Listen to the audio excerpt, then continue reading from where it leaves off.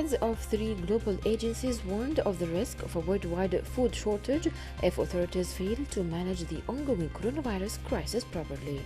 Many governments around the world have put their populations on lockdown, causing severe slowdowns in international trade and food supply chains.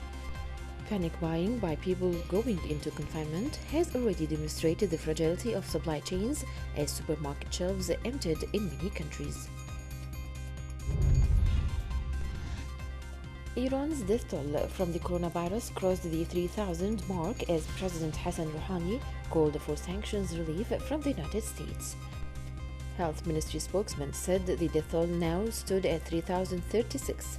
He said that 2,987 new cases brought the total to 47,593. He said that 15,473 of those hospitalized had recovered. Rouhani claimed that with the advent of the coronavirus, the United States had missed a historic opportunity to lift sanctions on his country, though the penalties had not hampered its fight against the infection.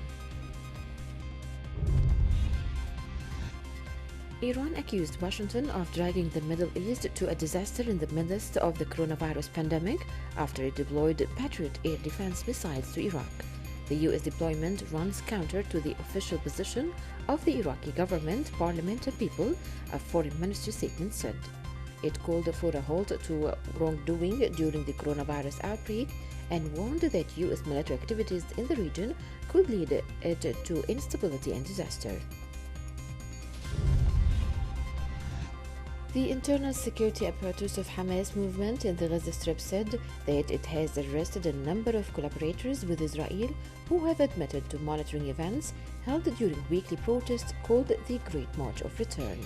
In a statement released, the apparatus broadcast a short movie documenting the struggle between the security apparatus in Gaza and the Israeli intelligence on the spies. The Gaza internal apparatus did not reveal the number of collaborators that it has recently arrested.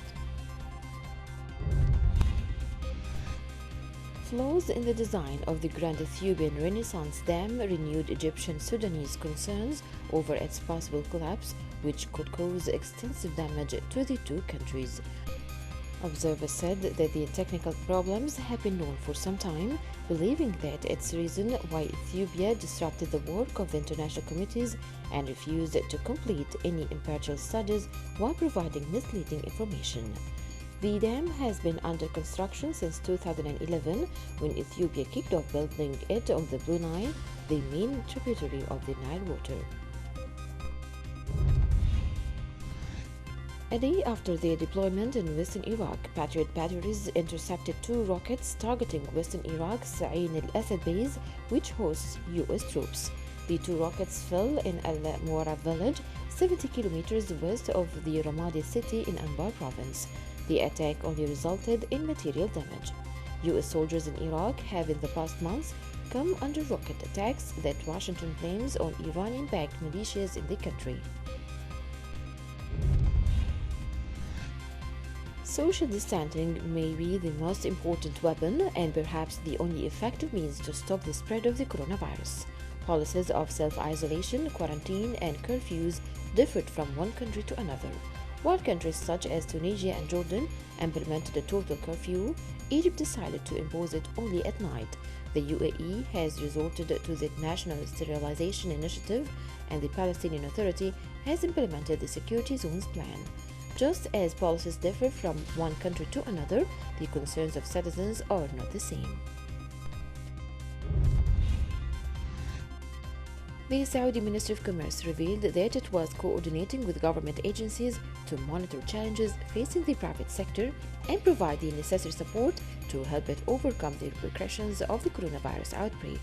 The ministry noted that it has provided services to more than 82,000 customers through the contact center in March, in addition to implementing more than 68,000 electronic services for the benefit of business sector.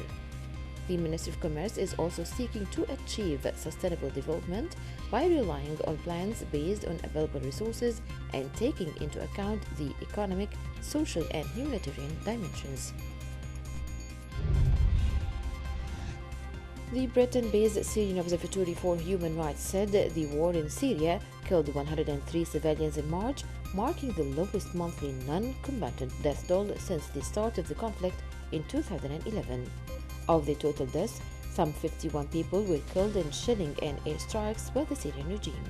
The observatory added the bulk of the remaining casualties were caused either by explosive movements or by mysterious assassinations.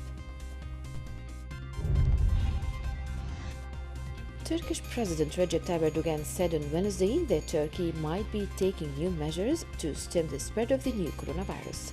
The Turkish president warned that people were not abiding by the self-isolation recommendations. Erdogan has stopped short of announcing a full lockdown across Turkey, mainly for economic reasons, despite growing pressure to do so after cases kept on rising.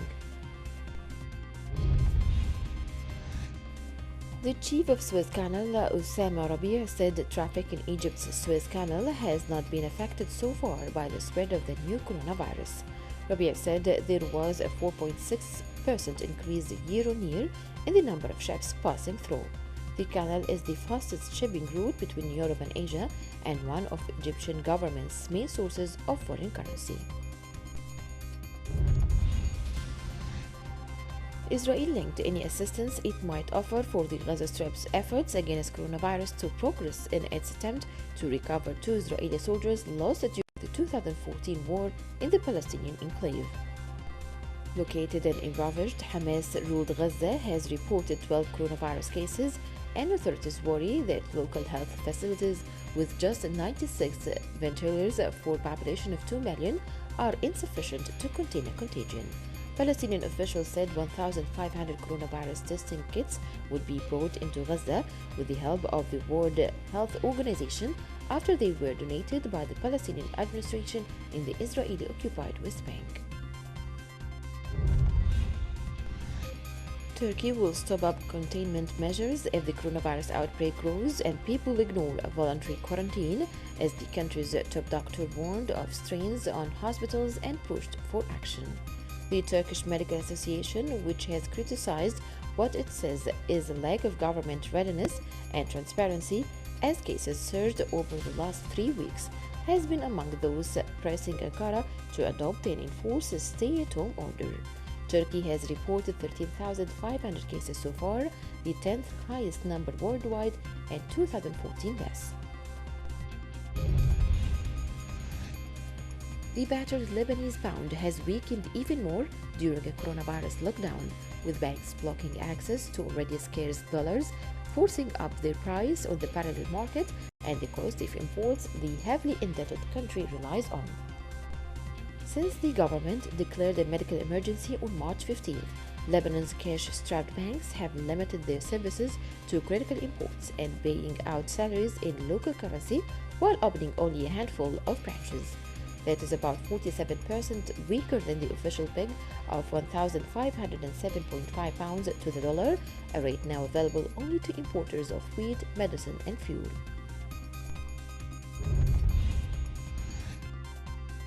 The internationally recognized government has taken several economic measures to counter the repercussions of the new coronavirus outbreak. Among these measures was the extension of the closure of land, air, and seaports. Shipments of medicines and food, however, are still being allowed into the country. The Minister of Hajj and Umrah said that Saudi Arabia wants Muslims to wait until there is more clarity about the coronavirus pandemic before planning to attend the annual Hajj pilgrimage. Dr. Mohammed Benton said the kingdom is ready to serve pilgrims in any case, but their priority is keeping them safe.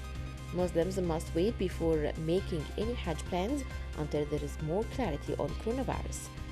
Some 2.5 million pilgrims from around the world usually flock to the holiest sites of Islam in Mecca and Medina for the week-long ritual.